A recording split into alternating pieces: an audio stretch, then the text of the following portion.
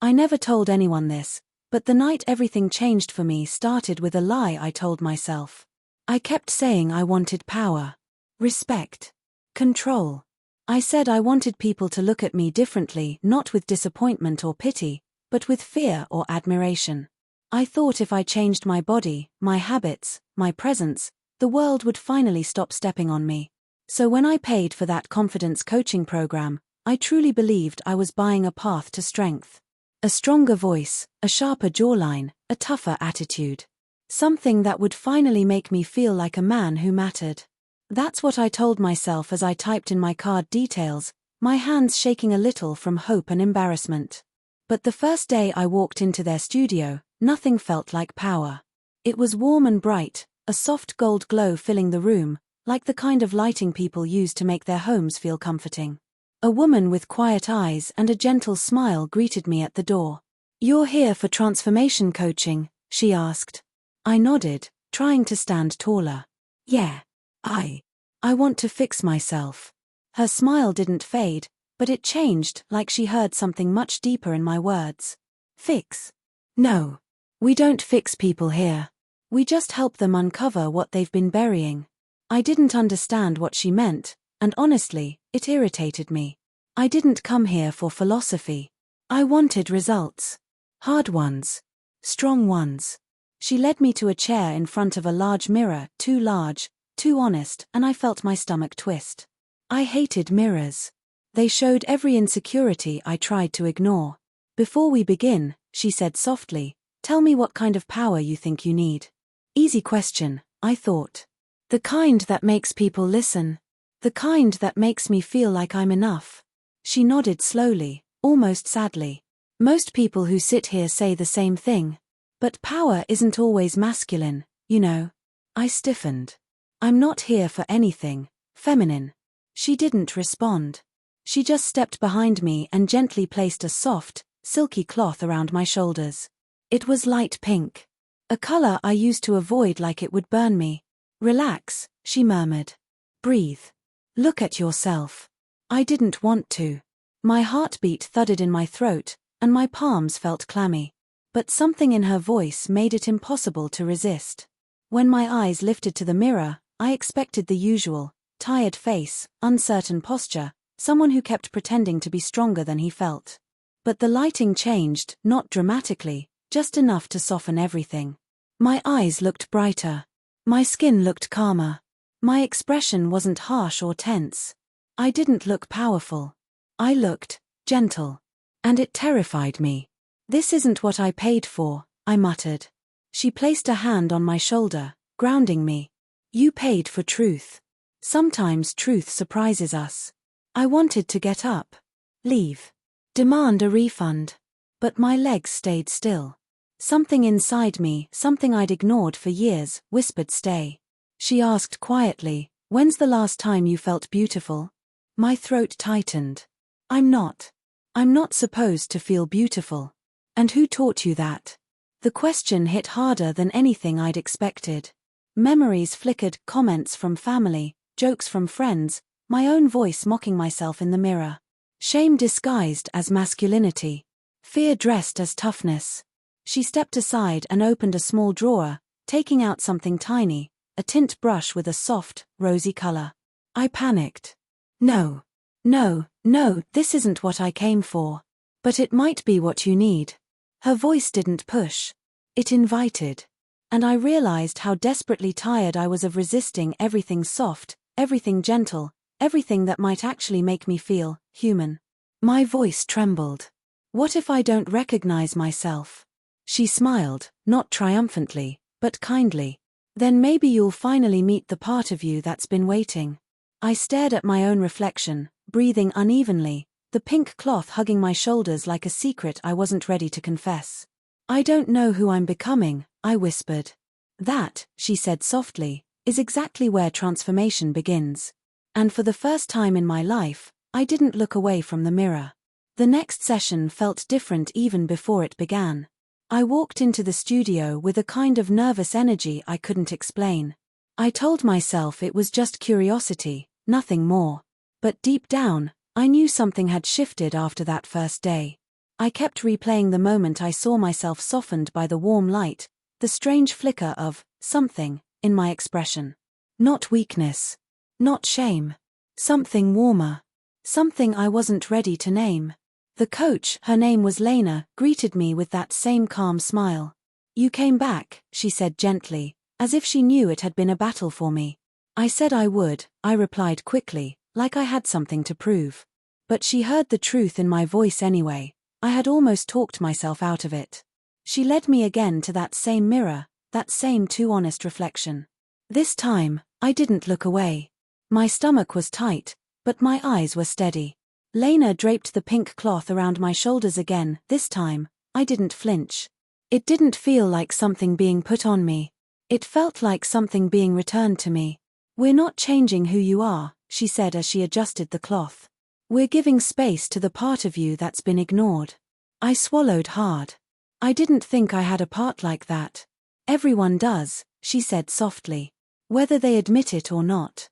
She tilted my chin slightly, the touch light but grounding. "Today we explore softness. Not beauty yet. Just softness." The word felt dangerous. I'd spent years avoiding it. But I nodded. She started by coaching my posture. Not the rigid, chest-out stance I always forced myself into. Instead, she guided me into something looser, relaxed, almost graceful. My shoulders lowered. My breathing deepened. My jaw unclenched. I didn't realize how much tension I carried until she showed me what it felt like to let it go. "Good," she whispered. "Now look." I turned my eyes toward the mirror and froze. I didn't look feminine, not yet, but I didn't look like the hardened version of myself I'd been clinging to. I looked peaceful. And that scared me even more. Because peace wasn't something I associated with masculinity. Peace felt fragile. Peace felt like a privilege I wasn't allowed to have. "Do you see it?" she asked. I nodded slowly. "I look different. You look like someone who's finally breathing." My throat tightened. I tried to laugh it off, but it came out shaky. I guess I didn't realize how much I was pretending. Lena's eyes softened. Pretending is exhausting. That's why transformation starts with honesty, not appearance. She reached into another drawer and took out something simple, a soft hairband, pale rose-colored, made of satin. She held it out to me. "This is optional." I stared at it. My heart pounded. The idea of putting it on felt like crossing a line I wasn't sure I was ready for. But the idea of refusing it, that felt like stepping backward. My fingers shook as I took it. Lena stepped behind me. "May I?" I nodded. She gently swept my hair back, not styling it, just giving my face a clearer frame. When she placed the satin band around my head, something inside me fluttered. It wasn't fear. It wasn't shame. It was relief. Like some tiny locked door inside me finally opened. "Look," she whispered. I lifted my gaze again. This time, I didn't recognize myself at all, but not in a bad way. For the first time, I saw someone who wasn't trying to be intimidating. Someone who wasn't hiding behind hardness. Someone who wasn't scared of softness. My voice cracked. Why does this feel right?" Lena rested her hands on my shoulders. "Because power isn't only strength. Sometimes power is permission. And maybe you've never given yourself permission to be gentle." A tear slipped out before I could stop it, and I wiped it quickly, embarrassed. But she shook her head. "Let it happen. You're not breaking. You're opening." I didn't know how to breathe after that. Everything felt too big, too close, too real. I thought about all the times I'd mocked myself for being sensitive. All the moments I'd killed parts of my personality just to appear strong. All the ways I'd shrunk myself because I was scared someone might see the real me. "I don't know who I'm becoming," I whispered again. "You're becoming honest," she said. "That's more powerful than anything you came here for." I stared at the reflection, my reflection, with the satin band glinting softly in the golden studio light. My chest ached, but in a good way. A necessary way. For the first time, I wasn't afraid of the softness inside me. I was afraid of losing it. I didn't sleep much after that second session. Every time I closed my eyes, I saw my own reflection, calmer, softer, strangely beautiful in a way I didn't have the courage to admit. It wasn't physical beauty, not really. It was something deeper, like I was finally seeing a version of myself that had been trapped under years of expectations. By the third session, my heart raced for a completely different reason. I wasn't walking into that studio to become stronger or tougher. I wasn't pretending anymore. I was walking in because something inside me was waking up, something tender and delicate, and instead of fighting it, I wanted to understand it. Lena noticed the shift immediately. "You look lighter," she said gently as I stepped in. "I feel different," I admitted. She smiled in that way that made you feel safe enough to be honest. "Good. Today will be important." I swallowed. "Important how?" "You'll see." She guided me again to the mirror, the same mirror that had become both a challenge and a confession. I sat down without hesitation this time. I didn't flinch when she draped the pink cloth around my shoulders. It felt almost familiar now, like something that belonged to me. Lena didn't speak at first. She let me look at myself in the natural morning light. No soft filters, no adjustments. Just me. And for once, I didn't feel the urge to look away. "You're beginning to accept what you see," she murmured behind me. I nodded slowly. "I'm beginning to accept that maybe I never knew who I truly was." She stepped into view, carrying a small tray. On it were simple things, nothing dramatic, nothing flashy. A gentle moisturizer, a soft blending sponge, a natural tint, and a small brush. No bold colors. Nothing exaggerated. Still, my chest tightened. "We're doing makeup today?" Her voice stayed calm. "Not makeup. Expression. Just enough to let the softer side you've discovered show itself a little more clearly." I was nervous. Terrified, even. But not because I feared looking feminine. I was terrified because some part of me wanted this, wanted to see how far this gentleness went. Lena waited. She always waited. She never pushed. That made it impossible to say no. "Okay," I whispered. She began slowly. Her touch was barely there, whisper light against my skin. She used moisturizer first, massaging it gently into my cheeks and forehead. The sensation was grounding, comforting, human. Not something I'd ever allowed anyone to do. "You hold so much tension here," she murmured, smoothing along my jaw. "Like you're always bracing for something." "I am," I admitted quietly. "What?" "Judgment. Disappointment. People seeing me as weak." She paused, her hand still resting against my cheek. "And yet here you are, letting yourself be seen more honestly than most people ever allow." Her words hit something deep. My eyes stung. She continued with the light tint, barely enough to color anything, just enough to even out the parts of my face that always looked tired. Then she used the smallest amount of blush, not pink, but a warm tone that made my skin look almost alive. I watched the process in the mirror, breath held tight in my chest. With every small change, my reflection shifted not into someone else, but into someone I could finally imagine liking. When she finished, she stepped back. "Look," she said. I did. For a moment, I forgot to breathe. I didn't look like a different gender. I didn't look like a different person. I looked like myself, just free. My features were softened, yes, but not erased. There was a quiet glow, a gentleness I'd always assumed I wasn't allowed to have. My throat tightened, and my voice came out broken. "I look kind." "That's because you are," Lena said softly. "You've always been kind. You just hid it behind armor." I felt the tears before they fell. They weren't dramatic, just quiet, steady, real. Lena didn't move to wipe them, she let them fall. "This isn't weakness," she said. "This is courage." "I've spent my whole life trying to be someone I'm not," I whispered. "And I didn't even know why." "You were taught power meant hardness," she murmured. "But look at you now. Look at this softness you're embracing. Tell me, does it feel wrong?"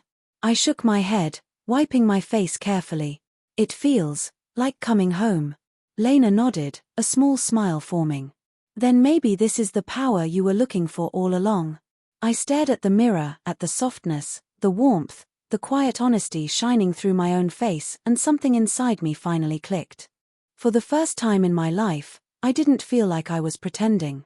For the first time, I felt real. The fourth session didn't feel like a session at all. It felt like a moment I'd been walking toward my entire life without knowing it. I stepped into the studio with a strange calmness in my chest, the kind that only comes after days of wrestling with yourself and finally choosing honesty. Lena was rearranging a few items on her desk when she saw me. Her smile wasn't surprised this time, it was warm, knowing, almost proud. "You're ready," she said. I didn't even ask what she meant. I just nodded. She led me to the mirror again, my mirror now, the place where I had cried, resisted, softened, and awakened. When I sat, the chair felt like an old friend welcoming me back. She draped the pink cloth over my shoulders, and this time, I held the fabric gently with my fingers. "I used to hate this color," I said quietly. "And now?" I looked down at it, the soft blush against my skin. "Now it feels safe." Lena didn't answer. She didn't need to. On the counter were a few more things than usual, not a lot, nothing overwhelming, but clearly intentional. A soft blouse in a muted pastel. A delicate necklace, thin, minimal, reflective. A brush, a bit of natural gloss, and a pair of small, simple clips. My breath caught. This wasn't just about softness anymore. This was about identity. "I want you to choose," Lena said softly. "You don't have to wear or do anything you don't want to. But if something here feels right, let it." I stared at the items, my heart pounding so hard I could hear it in my ears. My fingers brushed over the blouse's fabric, it was smooth, light, impossibly gentle. I'd never worn anything like it. Even touching it felt like crossing a line. But instead of fear, I felt warmth. My voice cracked. "I think I want to try it." Lena nodded softly, like she'd known this moment was coming but never dared to assume. She stepped back to give me space. I slipped my arms through the blouse, the fabric sliding across my skin with a tenderness I wasn't prepared for. It didn't feel like wearing someone else's clothes. It didn't feel like pretending. It felt like recognition. When I settled into it, Lena helped adjust the collar, smoothing it gently over my shoulders. She added the small necklace, it rested against my collarbone like a secret I was finally brave enough to share.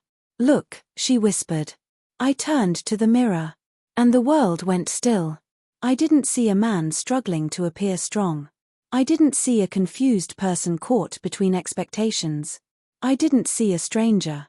I saw a version of myself I had been avoiding my entire life, a softer, kinder, more beautiful version, one who didn't need to prove anything to anyone, one who wasn't afraid of tenderness or grace. Everything inside me trembled. Not from fear, but from recognition. "That's me," I whispered, voice shaking. "Yes," Lena said behind me. "It always was." My eyes filled instantly. The tears were warm, grateful, overwhelming. I didn't wipe them away. I let them fall. "I paid for power," I said through a trembling breath, "but I think this is what I actually needed." "Power comes in many forms," Lena said. "For some, it's strength. For others, it's dominance. But for people like you, real power is acceptance." I stared at my reflection, at the gentle makeup, the satin soft blouse, the delicate necklace, the glow of someone finally breathing their own air, and I felt something inside me settle for the first time in years. "I'm scared," I confessed. "People won't understand." "They don't have to," she replied. "Understanding isn't the goal. Living honestly is." I closed my eyes and breathed in slowly, letting the moment wrap around me like the soft fabric draped across my shoulders. When I opened them again, I took one last long look at myself, the real me, and whispered something I'd never been able to say before. "I deserve to feel beautiful." Lena squeezed my shoulder, her voice warm and steady. "You deserve to feel like yourself." The mirror, the blouse, the gentle glow of the studio, they all blurred for a moment as another wave of emotion hit me. But this time, there was no shame. No fear. Just truth. A soft, quiet truth I'd been running from for too long. I stood slowly, smoothing the blouse at my waist. My reflection moved with me, graceful in a way that felt right. Authentic. I didn't know what the world outside would say. I didn't know how people would react. But I knew one thing with absolute certainty. I wasn't going back to the person who walked into this studio wanting power. Because I had found something stronger. Acceptance. Honesty. Courage. Myself. And as I walked out the door into the cool afternoon light, I really felt it. A new beginning. One I didn't buy, but discovered.